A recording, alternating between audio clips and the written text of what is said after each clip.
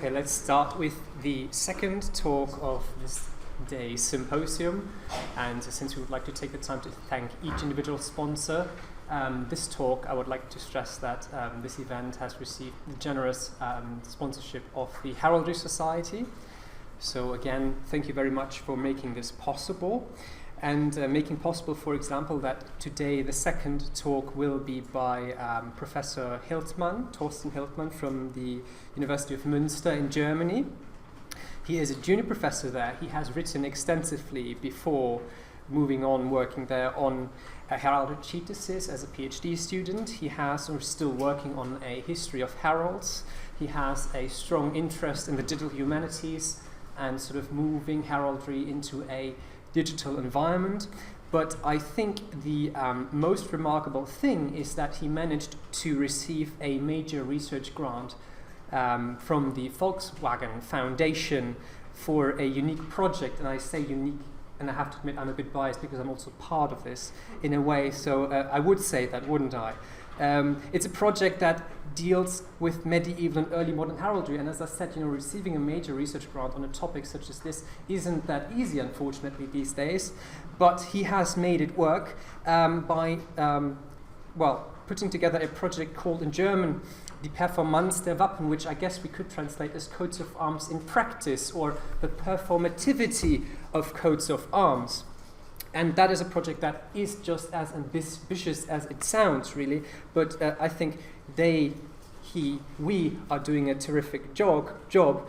It attempts to approach heraldry from the perspective of cultural history. So that means that the project asks quite fundamental questions as to the role of heraldry as a means of communication in medieval and early modern society. What were its functions in communication, for example, with regards to a big topic such as identity? What could you do with coats of arms in a very material sense? You could make them, take them, break them. What that means to ask as well, how were coats of arms actually perceived by people, and most importantly, who actually perceived coats of arms? And if you ask these questions, and this project has done this for quite a few years now, you can actually see and move away from a notion that heraldry is just something that is quite removed from society, that is something primarily associated with kings, princes and nobles, court and chivalry, but instead it's something that, for example, women as well, townspeople on which I'm working, on whom I'm working, on used. It is something that really was fundamental to medieval and early modern society. And Torsten Hiltmann today, I'm sure, as he does in this project, will show that heraldry was an incredibly versatile means of communication in the medieval and early modern period that was really employed throughout all layers of society, and it was something that was incredibly important in communication, not only for identity, but also for identity. And today, he is going to trace the development of heraldry as this still very important means of visual communication through the medieval period, amongst other things that sort of developed at the same time. And I'm very much looking forward to what he has got to say. So please welcome with me Torsten Hiltmann.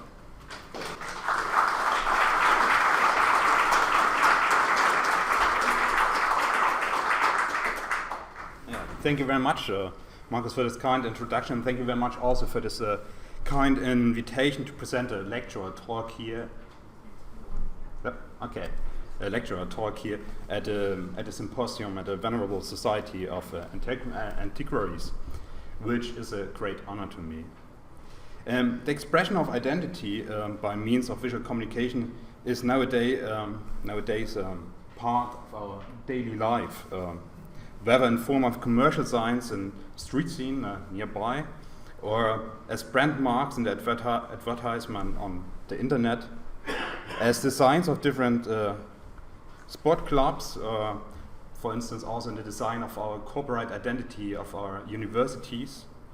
All the signs refer to their owners, identify them, but also they try to say something about their owners and about a certain concept of their identity. The same is true, by the way, also for graffiti tags on the tube, or of different kinds.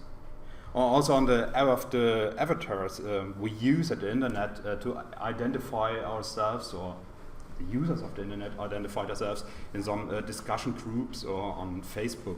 And they chose a picture or some sign to communicate, first to be recognizable, but also to communicate about themselves. So, visual expression of identity as a visual communication as such are everywhere, and we are seen as a characteristic part of our modern or postmodern world and culture, which is most often also referred to as a visual one. In different studies on visual culture, it is often assumed that the present culture is as visual as no other culture before. Marita Starken and Lisa Covering, for instance, write in their book Practices of Looking that we are thus at a moment in history, so speaking about our moment in history now, in which the visual matters more than ever. Or the German historian Gerhard Paul states in his book Das visuelle Zeitalter, or in English you would say visual age, in the picture-loving 19th century, something new was being added in the perspective of quantity and quality.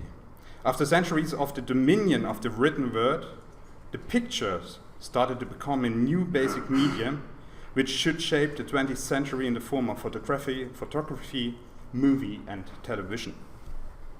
And Matthew Ramplay finally summarized in Visual Culture and the Meanings of Culture that whereas most of its history, Western society has been an oral society, only through the invention of printing press and woodcuts at the turn to the early modern era, Western society has become a predominantly visual culture.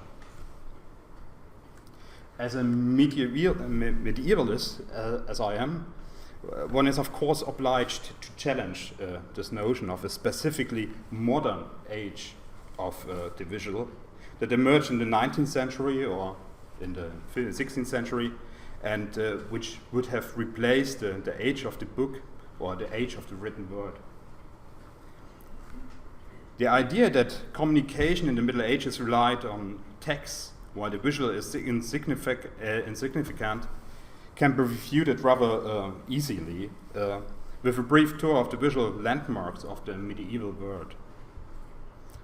Of course, in first place we have churches as one of the central spaces of medieval and early modern society, which are abundant in visual elements such as architecture details or characterized by decorative elements such as arches, stained glass windows, and supplemented by countless sculptures, tombs, slabs, mural or table paintings, altarpieces, to name but a few.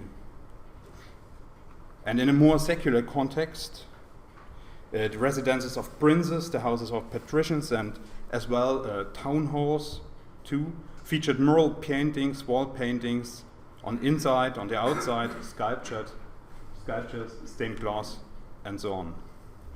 So pictures and illustrations are also, for instance, an important part of documents such as charters and chronicles, and even administrative records were frequently illuminated. And there are other decorative elements at painted beams, doors, tiles, tiled ovens, on furniture like table. One you see there is painted by Hieronymus Bosch, for instance, but also on glassware, on chests, even on comps. And finally, we have also reproducible visual media like seals, like coins, like badges, or even waffles or gingerbread, which were decorated by visual motifs, by pictures or coat of arms in this case. Within the very visual culture of the late Middle Ages, we find, of course, also many different signs of identity and systems of sign systems of identity, or to communicate identity. First one, of course, are coat of arms, which, at least in the 15th century, were ubiquitous and could be represented on almost every place and every kind of material, as you see here on the ceiling, as well as on the table paintings or on glassware. But we have also different other sign systems in the 15th century. First of all, of course, the attributes which identify saints or particular persons in pictures or on sculptures. You have personal devices of noblemen, badges or devises in French, where you can also see examples here with the white and the red rose, and there you know that they played an important, or could play an important role in history as well. Just have to find it. Yeah, you have signs of chivalric orders of different kind, but you have also mason marks, for instance. You have pewterers marks. You have notaries marks. You have watermarks of the paper mills. You have printers marks. You have merchant marks. You have house signs as well, because only in the 15th century there were no house numbers, so every house had to be identified specifically, and often they had their own names, and these names often referred to a sign or to a symbol which was placed on the house. As you can see here, the stoned bell is a house in Prague, or for instance a lion or an apple. And finally, for instance, you have also pilgrim badges, which also had a specific design and were recognizable, so that you could bear them, and they referred to the places you have been, and were identified just the different pilgrimage places. In the colophon of Les Gestes Romains et les Statues Ordonnées de Heraldry, printed by Antoine Verrat in Paris in the first decade of the 16th century, we read the colophon that this book was printed for Antoine Verrat, bookseller, who was staying at Notre Dame, or before Notre Dame, in Paris, at the image of Saint John the Evangelist. So that means that also he declares in his colophon that his shop is there where you can find this image, so that's a shop or his workplace, where he sold his books, was to be identified just by this special image. And on the other side, you see also the print mark of Antoine Verrat, where you can also see that it refers to his name, but also that the French place, or the French coat of arms, and with the angels and the crown are placed in there, so that here he makes also a clear statement about his loyalty and how his attachment to the French crown. So we can summarize that from what has been said so far, that already in the 15th century there existed quite a number of different sign systems to communicate and to promote identity in an outward visible format. But of course, those signs and sign systems weren't there for all times.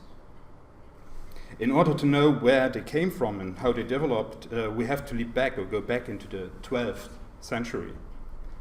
It is at this time that the visual or the use of visual communication has undergone a significant shift, which subsequently led to the fundamental importance of visual communication as we have seen it now for the 15th century. And which most of all led also to the different sign systems I mentioned. It goes without saying that images, and thus also visual communication, existed already long before the 12th century, and not only in the high and early Middle Ages, but all the way back to antiquity and even prehistory. In the medieval period, the use of the visual was a constant. There was iconography on coins and seals, illuminations in manuscript, paintings on walls, and from the 9th century onwards also an increasing number of sculptures or also painted crucifixes. However, until the 12th century, especially for the time from the 8th or 9th century to the 11th century, the use of visual communication was rather limited. And this is especially true for all kinds of the visual communication of identity. Take coins for an example.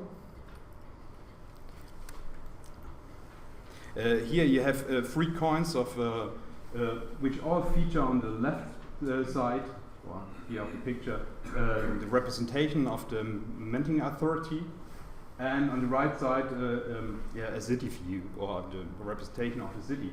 And you can only tell them apart by the different attributes given to this portrait person. A crochet for the archbishop, a sword for the count, and the globe and the crown for the king and emperor. But you cannot say who or which person is represented. You can only see or only identify the social status of the minting authority. And the only way to learn more about the person is by reading sometimes the circumscription. And the same is true also for seals. There as well you have different kinds of representing the owner of the seal, and all you can deduce usually at this time is the social status or the function of this person, be it the emperor again, or a knight, or different representations, as you can see here, for bishops and archbishops. But if you want to know more about the person represented, about the individual, you can only read the circumscription which started in the I think in the 11th century, to put also the name on it. So these persons are So you have no means to identify the person, but only the status and the social role of the image of the person depicted there. And as a matter of fact, in the centuries before the 12th century, there were almost no visual devices that could identify any individual person or also family. This is true as well when we look at it in the text of this time. Here persons were only described by their physical characteristic and recognized by their physical characteristics, like scars or their voice, or also by a particular weapons they were wearing or had in their positions. But there was no arbitrary sign systems which could refer to a person that could make her or him recognizable. The only sign system that can be mentioned here for this time period is the ruler's monogram. Since in the late antiquity, this has been used, or the monograms have been used as an individual signature of the ruler in a charter, for instance. Were used as well on coins. However, it has been shown already in the for the time in the early Middle Ages, from the 5th century to the 9th century, that those monograms developed from individualizing signs of a particular monarch into a generalizing sign of kings, which as a visual attribute of authority finally could be shared by several rulers. And indeed in the 11th and 12th century we find them used only as royal attributes, but by no means anymore as individual markers for identification. So here, for instance, you have 3 different coins from the 11th century, beginning of the 12th century. The first one from Henry I, and the second one Philip I, and from Louis VI, which have different names, and you can read the names in the circumscription, but all of them feature the same or almost the same monogram. So the monogram has been repeated as an attribute of power, but not as a means to recognize or to identify the minting authority in this case. All this changed in the 12th century, and it changed with the use of banners. Before the 12th century, there are scarcely any mentions of an actual appearance of a banner.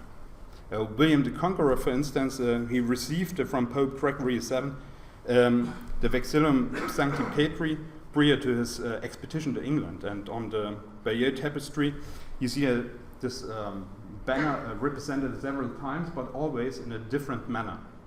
So, to make things short, what mattered here and what mattered in the 11th century and before was not the particular design of a banner or of the flag, but what mattered was the actual object, so the materiality. And this started to change during the First Crusade. Raymond of Aguilera tells us that a new custom spread among the Crusaders, namely that the Christian conqueror of a city or conquerors of a city or a fortress would display their banners on this fortress to signal to other Crusaders not to attack, which means they have to be recognizable. Furthermore, records indicate that these banners were distinctive enough so that if it was possible to recognize their owner also from afar, and for instance to identify the leaders of different armies. Thus, banners were not objects anymore, were not objects without distinctive visual meaning anymore. Instead, they bore distinctive colors, so that they were able to permanently identify their owner. More importantly even, they were now reproducible. The significance shifted thus from the material object, from the banner of the banner, to the banner itself and its visual design. In this case, the color. The color of banners were subsequently complemented by distinctive patterns, which as an abstract design were now also transferred from the medium of the banner to other media such as the knight's shield and horse blankets, which then also became depicted, as you can see here, on seals, and including also, as you can see, abstract designs.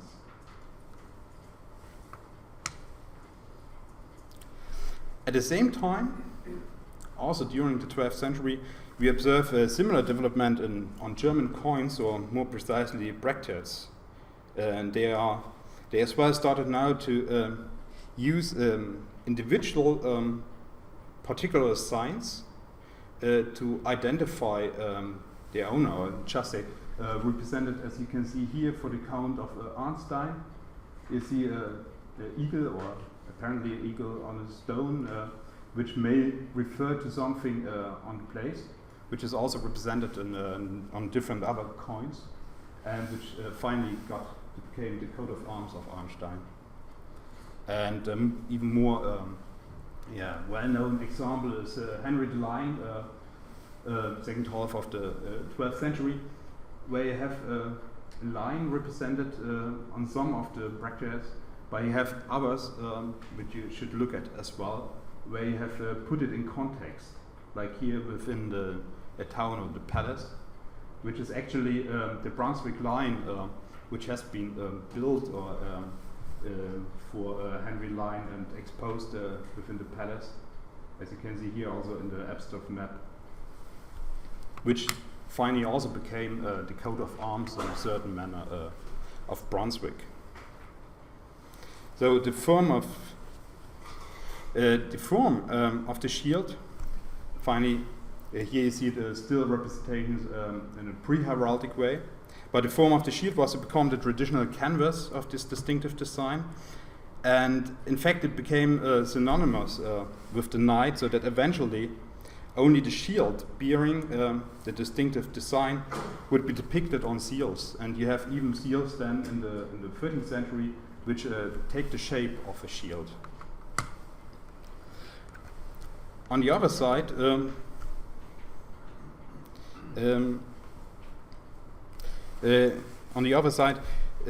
have patterned. Okay, and in this way, in coat of arms, you have them on the shield, but not only on the shield, but this abstract design could also spread about on different other canvases or on different other modes of representation. That we already spoke about the horse blankets, but it could be also, if you take only the design of the coat of arms of this the visual design, it could be also represented in many different ways, also beyond the shield. Nevertheless, the shield became important, as we will see later on. What's important to note as well is that the coat of arms, by this development I described, became an abstract design. It means that it wasn't important in the way a coat of arms or some emblem or charge was depicted was important. Neither was the tone or the grade of the color, but if you capture the idea behind it, it was sufficient to recognize it.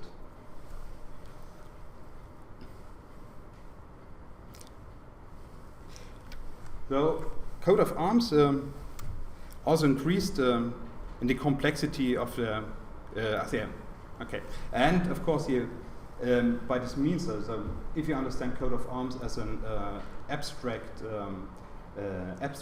sign or visual code, they were also not bound to any material. They could be represented on really different matters and executed in different kind of techniques, as you can see here on cloth, as well as on metal. They have been carved, or here you have them on stone, as well as on stoneware, and on all different other kinds of materials like leather, ivory, wood, cloth, or wax. And you have also different techniques like early prints or also baking molds. So, coat of arms really fastly spread on different media to be used as a visual design to identify and to promote identity. But coat of arms also increased in complexity of their composition. They became highly performant sign system, able to encode more than only more and more information about the individual person, family, or institution they refer to. Especially in Western Europe, the addition of further charges as cadences or the change of colors could help to differentiate between different members of a family and to identify the position of a person within the family. And for instance, also whether it's a bastard, as you see here in, for Burgundy, but it could also convey political messages, like you see here for the Visconti and Medici, who were allowed to include the coat of arms of the French king. One also created combinations or quarterings of different coat of arms in one coat of arms to communicate either one's possessions or one's genealogy or family history. But with these examples here, for instance, you see the coat of arms of the Elector of Saxony, where you have the possessions or his possessions represented, as well as one of those, I think this refers to the old Saxony, so that you put yourself in a history going back to the 9th century, but also the actual most important office he is holding, this of the Arch-Marshal of the Empire. Or the coat of arms of Elizabeth de la Blanche, who is represented here with the coat of arms of their deceased husbands. So also this could be used to communicate identity in a very special way. Furthermore, you could also represent coat of arms in groups, which was very prominent, for instance, at funeral monuments. And where you can see also increasing complexity of the representation, and that by the combination of different coat of arms, as you see here, could refer, for instance, or communicate your identity within with your genealogy, which was going here back to the 4th or 5th degree, with 16 coat of arms for each of the persons represented here on the wall, on the funeral monument. Besides that, you we have also these helmets and crests who established more possibilities to communicate and differentiate, and also the integration or the adoption of further attributes which indicated the office the represented person was holding, which is especially true, as you can see here, for ecclesiastical heraldry. And finally, also the form of a shield could become more and more significant in order to indicate the gender of its bearer, depicting the coat of arms of women on Losange, which nevertheless was only in the 15th century 20% of women's coat of arms were represented this way. Nevertheless, it was a means to communicate or to add further information about the identity of the bearer to the coat of arms. Furthermore, from the 13th century onwards, people increasingly thought about the meaning of the coat of arms, and it's only from the 13th century onwards that we can find sources for that, of the meaning of the different charges they could feature, as well as on the origins of armorial bearings. And by this way as well, you could attribute a special meaning to it. Very well example, for instance, is the coat of arms of France, or the French monarchy, which was allegedly directly given from God himself or by an angel to Clovis before the Battle of Castres. But you have also families like de Lalande, which found stories about the origins of their coat of arms in this way, in this case, of a particularly charitable and pious ancestor, which also allowed you to communicate identity and to communicate information about how you perceived yourself and what you wanted to understand by this coat of arms and its special design. Thus, coat of arms could communicate much information about a bearer, and so they were remarkable means of communication to shape and to communicate identity. And apparently they were so suitable as visual means of distinction as well. They even have been used by pharmacists to separate and hence to identify their chemistries. As you can see here, two pictures from 15th century where coat of arms were used to separate the different chemistries on the board. Apparently there was no system behind it or no overall system, but one could compute perhaps that each pharmacist had his own system to use this kind of device to separate it, to identify. However, it is important to note that the visual communication and the promotion of identity, which largely increased during the 12th century, was not restricted to kings, princes, and nobility. At the very same time, we also observe new sign systems among craftsmen and merchants. Those signs now refer to individual persons and workshops and help to make goods and products identifiable. But one has to say that unfortunately those kind of marks or sign systems have hardly been studied yet. There are very few studies on them, so it's very difficult to say something about it, and it's even difficult to retrieve any information about the origin and when they came up. You have only some collections where you can deduce perhaps that apparently they developed also during the 12th and latest during the 13th century. For mason marks, for instance, as you can see them here, they have been used apparently also in the antiquity, at least is what's presumed. But for the Middle Ages, we find them since the 12th century, at least on buildings from the 12th century onwards. And what they were made for exactly is disputed, as well as the question whether they have been used permanently by the respective mason, or whether they have been attributed anew with every new construction site. But apparently, always is like ever that it depends on the context, so that you can't compare the 12th or 13th century perhaps with the 15th century and England not with Bohemia, for instance. However, it seems evident that they have been used to identify the respective owners and thus the work of the respective owners. And what is interesting here is that here, for instance, you have still also a book, the Admonder Hütten book. So it's a book from one of the construction sites in the 15th century and starting the 16th century, where you have also lists of the different masons and their particular masons marks behind them.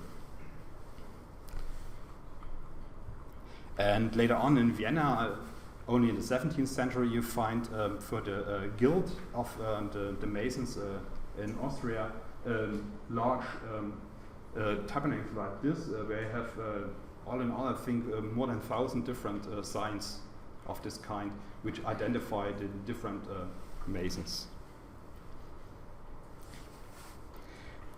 However, what's interesting is that those mason signs, at least at the end of the Middle Ages, could also take the form of coat of arms. You see here the epitaph of John of Weissenbach, Bishop of Meissen. And if you look at the border, here you see the mason mark of the mason who made this epitaph, and which is represented here in the shape of a coat of arms. And it's not a single example, but you find it on several occasions. At the same time, you have also the use of coat of arms by those masons, as you see here, Matthias Matthew of Arras, or the Matthäus Ensinger with a coat of arms and his second son. And you see that here you have 3 tools, here 2 tools, and always you have also this tool which identifies them as a mason. So you have a not really clear connection between coat of arms and mason marks. Sometimes they can go together, one alongside the other. Sometimes they opted as well for a coat of arms for the outer representation rather than to the mason mark. In the case of pewterers, you can also find, and author crafts, you can also find a system of personal signs. And you can see here from the 15th century different signs, some examples at least, for the different masters, which nevertheless was, apparently it existed also since the 13th century, and very early as well it was superseded by another system of signs, that of a collective mark of the guilds. So the work of a piece could be bear the mark of the master, as well the mark of the guild, which finally often referred to the city where the guild was staying. So that you have often the coat of arms of a city or region, as well as the personal mark of the master. And as you can see here on this right side, you have this Ratsherrenkanne, and here on the handle you have different marks. First for the city, Ravensburg. Then you have this hair, I think, Hase, for the master. And finally, you have also here a mark for the year when it was produced. And there were also different marks and different sign systems to identify or to indicate different qualities of the good.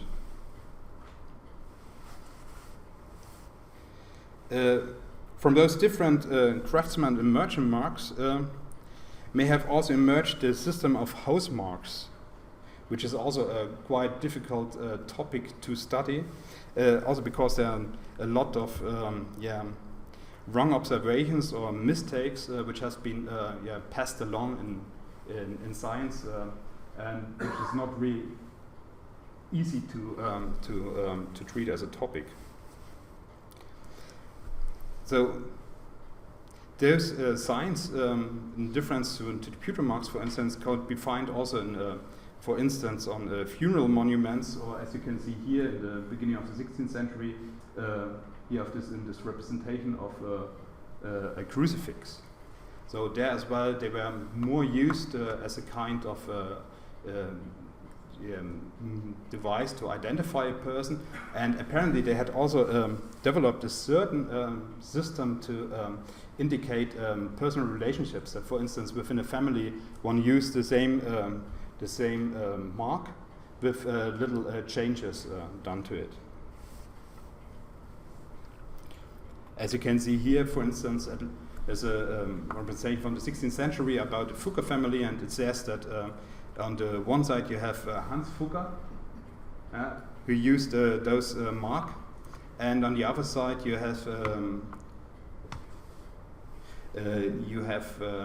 his brother Ulrich Fugger, who used this mark with a little difference.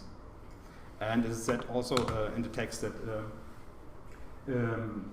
those marks were used by the Fugger family before they came to a coat of arms. And final example, perhaps, you see here as well that those signs were used together with means of heraldry or of coat of arms, or in the shape of coat of arms. Like for Johann Rinck, a council member of Cologne in the 15th century. Yeah, where you have a mason or a house mark put on the coat of arms, which you can find quite often in some German regions. And this merging between house marks and craftsmen marks and so on with heraldry can be found in the 15th, 16th century quite a lot. As you can see here in the armorial table of the blacksmith guild, you see a lot of those kind of marks used as coat of arms, or a charge of a coat of arms, as well as here the printer marks of Peter Schöffler. They have as well more abstract designs. Where also the printer mark used a coat of arms in the end. And in a rather late example I could find, we see, for instance, that a certain Johann Bruck, a merchant and member of the brewing trade, was becoming a juryman at the criminal court of the Archbishop of Cologne in 1541. And at this occasion, his brother-in-law, Hermann Weinsberg, notes in his family chronicle that for every juror or every member of this, for every juryman, it was necessary that they had a coat of arms and a seal. And since his brother, Johann Bruck, only had a mark, so a house mark, he made him a nice coat of arms. So you can see that apparently coat of arms were perceived as of higher standing than those kind of marks. But at the same time, you see that they merged together and that also those marks were used in coat of arms. So to sum up, it is quite obvious that visual communication and also the visual expression of identity is not a unique feature of our modern and postmodern culture, and it's already an important part of the late medieval culture.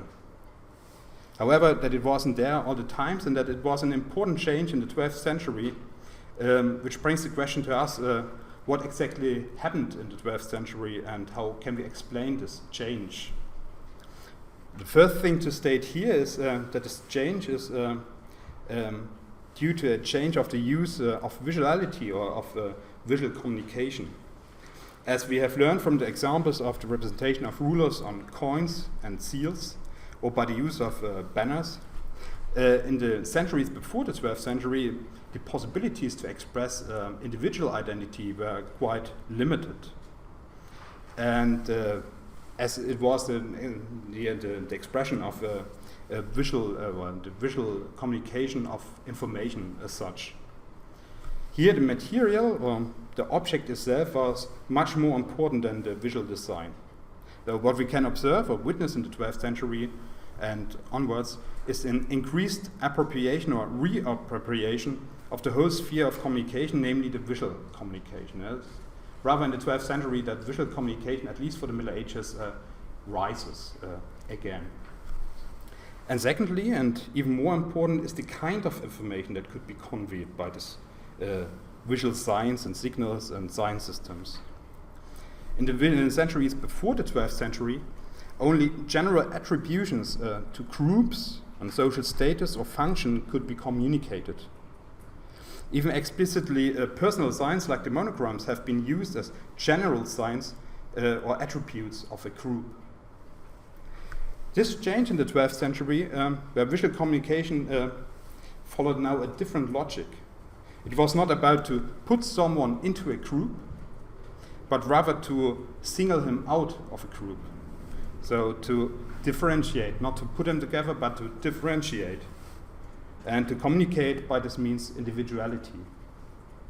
Behind this development was apparently a new need to differentiate, as well as a new consciousness of the self. This situates this development in a large change of mentality, which took place at this time and which one could describe as a rediscovery of the individual development, which takes place at the same time at the emergence of new institutions like towns, villages, universities, or new kinds of administration, and which can also be witnessed at the same time in religion, law, philosophy, literature, art, society, and even in material culture like housing or house building, where, for instance, don't have any more houses with one room, but several rooms with private space and so on. So both together, so a new use of visual communication and a new role of identity, so adding to the group identity the individual identity, led to a whole new variety of visual means to communicate and to shape, for instance, also identity, and which also shapes our form or ways to communicate today. As we have seen, and I want to close with this, heraldry differentiated itself very much from all the other different sign systems. Only coat of arms developed a sophisticated sign system which could convey a lot more information than only the reference to its owner. And due to its conceptual abstractness and its lack of restrictions concerning material support and techniques, it could evolve to something much more performant than all the others.